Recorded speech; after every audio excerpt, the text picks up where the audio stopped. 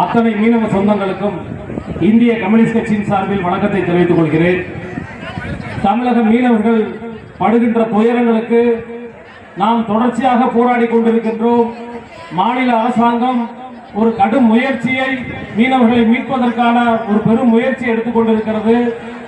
ஆனால் மத்திய அரசாங்கம் மீனவர்களை பற்றி கவலைப்படுகிறதா, கவலைப்படுவது போல் நடிக்கிறதா என்று தெரியவில்லை.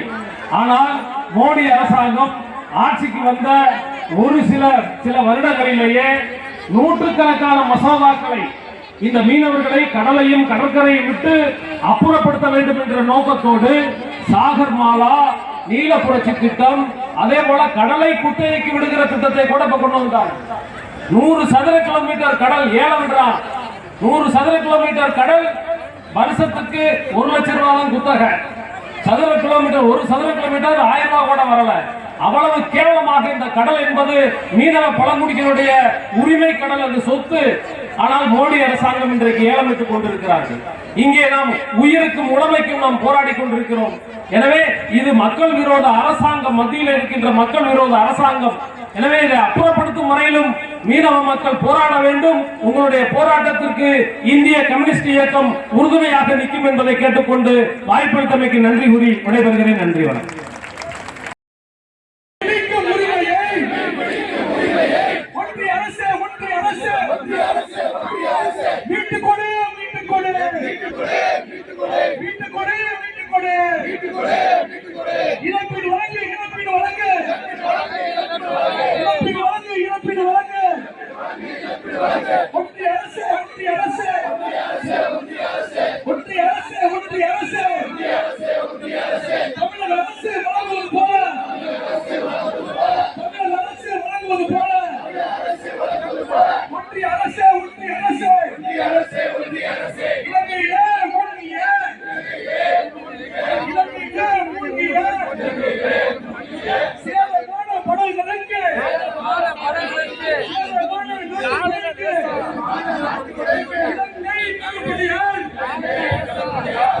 Hey!